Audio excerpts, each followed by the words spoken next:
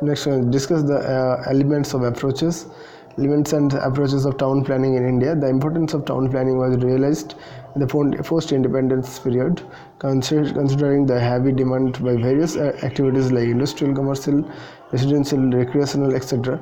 on urban land. There is need for scientific principles governing the allocation. Besides these functions, the width of roads should be kept considering the future density of traffic. The Town Planning Authority prepares the land use plan for towns, demarcating different zones for specific land use. These plans include the provisions for adequate street width, open spaces, and basic services like water, electricity, school, health, etc.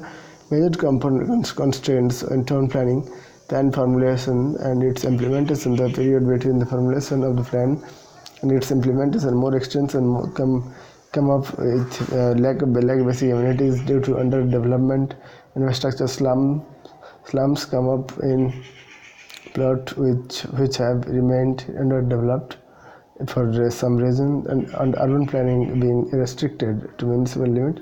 The suburbs which are under panchayat jurisdiction start developing industries which without basic infrastructure support. This leads to hazard growth of the urban spaces.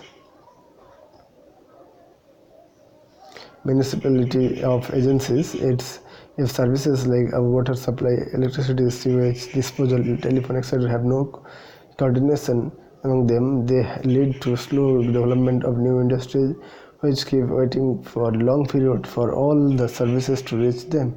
Suggestions for removing constraints, considering the economic importance and revenue generating potential of the 4 metropolitan cities.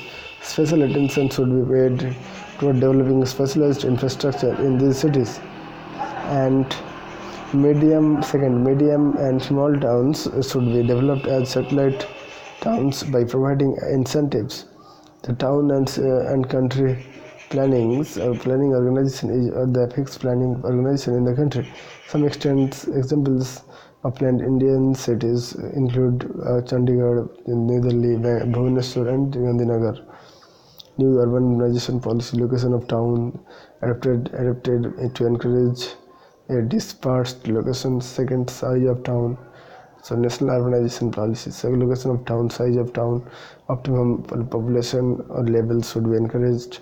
Third, growth of urban centers, basic services should be planned keeping in view the probable future trend of urbanization. 4, policy on rural migration, dealing with rapid growth. 6, policy of peripheral growth. 7, development of growth centers. 8, adopt new housing policies. 9, urban land policy. 10, administrative policy. 11, policies to check air and water pollution. These are things which are adopted in new town planning. So next question we discuss another. So wait, okay.